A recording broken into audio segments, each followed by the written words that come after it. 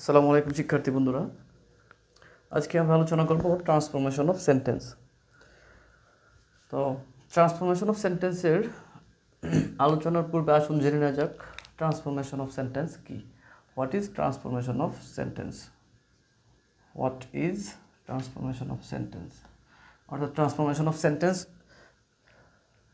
কি, এটা হচ্ছে এই আলোচনার মূল বিষয়বস্তু। Basically sentence is changed in two wedge.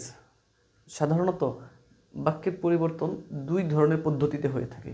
তো এর একটি হচ্ছে কনভার্সন অফ সেন্টেন্স, একটি হচ্ছে কনভার্সন অফ সেন্টেন্স এর আরেকটি হচ্ছে ট্রান্সফরমেশন অফ সেন্টেন্স।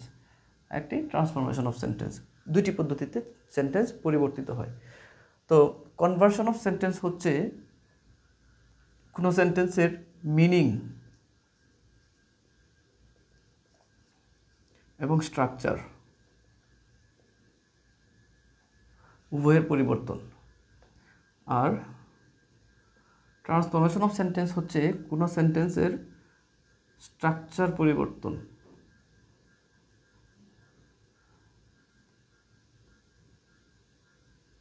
অর্থাৎ কোনো সেন্টেন্সের অর্থের পরিবর্তন না ঘটিয়ে শুধুমাত্র গঠনগত পরিবর্তনকে ট্রান্সফরমেশন অফ সেন্টেন্স বলে। আর যদি কোনো সেন্টেন্সের অর্থ এবং স্ট্রাকচার উভয়েরই পরিবর্তন ঘটে তখন সেটাকে কনভার্সন অফ সেন্টেন্স বলে। একটি উদাহরণ দিই,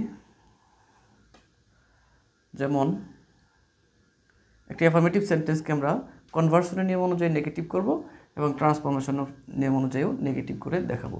যেমন হি ইজ আ গুড বয়, এটি একটি অ্যাফার্মেটিভ সেন্টেন্স।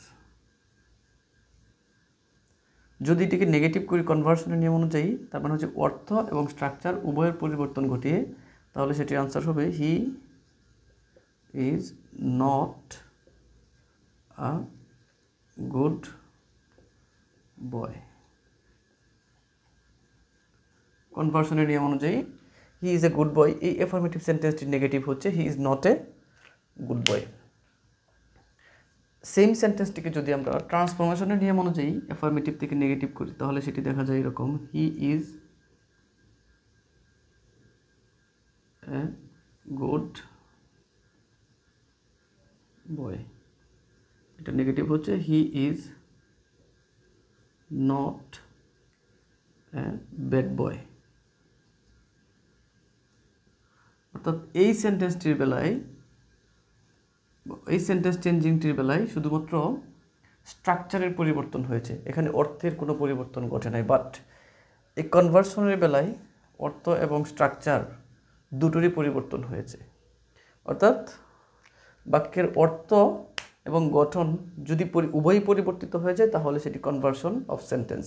আর যদি শুধুমাত্র স্ট্রাকচারের পরিবর্তন হয়, অর্থের কোনো পরিবর্তন না ঘটে, তাহলে সেটাকে বলা হয় ট্রান্সফরমেশন অফ সেন্টেন্স। আশা করি ট্রান্সফরমেশন অফ সেন্টেন্স কি সেটা আপনারা বুঝতে পেরেছেন। তো আসুন জেনে নেওয়া যাক যেসব গ্রামাটিক্যাল টপিক সাধারণত ট্রান্সফরমেশন হয়ে থাকে, বা যেসব গ্রামাটিক্যাল টপিক নিয়ে ট্রান্সফরমেশন আলোচনা করা হয়। চলুন এগুলো জেনে নেওয়া যাক কী কী রয়েছে।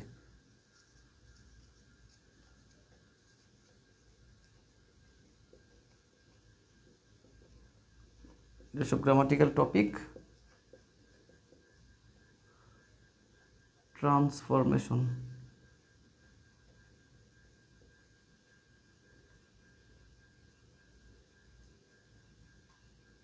অন্তর্ভুক্ত, প্রথমেই হচ্ছে sentence transformation.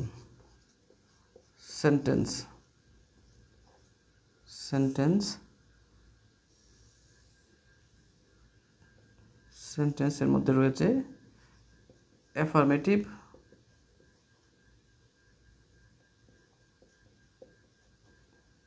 Negative, assertive,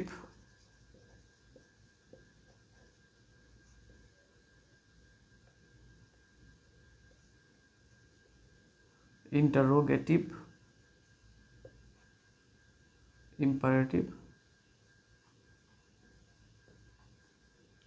optative,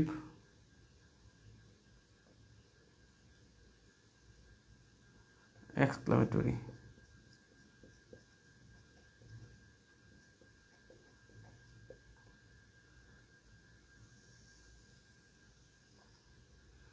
তো সেন্টেন্স ট্রান্সফরমেশনগুলো হয়ে থাকে সাধারণত অ্যাফার্মেটিভ থেকে negative, assertive two interrogative, assertive two imperative, assertive two optative, assertive two exclamatory and vice versa. তারপর রয়েছে হচ্ছে ডিগ্রি। ডিগ্রির ক্ষেত্রে পজিটিভ, কম্পারেটিভ,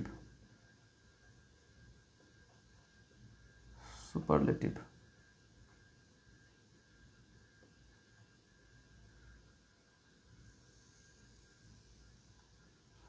তারপর রয়েছে ভয়েস।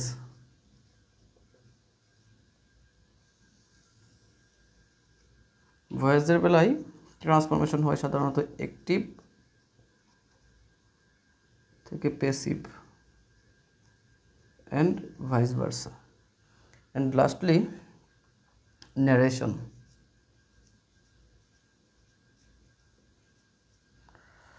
ন্যারেশনের বেলায় ট্রান্সফরমেশন হয় ডিরেক্ট থেকে ইনডিরেক্ট ন্যারেশন, অথবা ইনডিরেক্ট থেকে ডিরেক্ট ন্যারেশন। সাধারণত এই গ্রামাটিক্যাল টপিকগুলো ট্রান্সফরমেশনের অন্তর্ভুক্ত। অর্থাৎ ট্রান্সফরমেশন করে দেখি আমরা সাধারণত অ্যাফার্মেটিভ থেকে নেগেটিভ, অ্যাসার্টিভ, ইন্টারোগেটিভ, এই 5 প্রকার সেন্টেন্স। আরও একটি সেন্টেন্স রয়ে গিয়েছে, সেটি হচ্ছে সিম্পল, কমপ্লেক্স অ্যান্ড কম্পাউন্ড।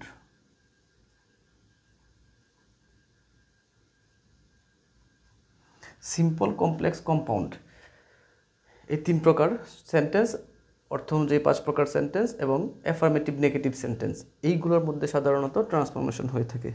তো এই হচ্ছে ট্রান্সফরমেশন অফ সেন্টেন্সের বেসিক আলোচনা।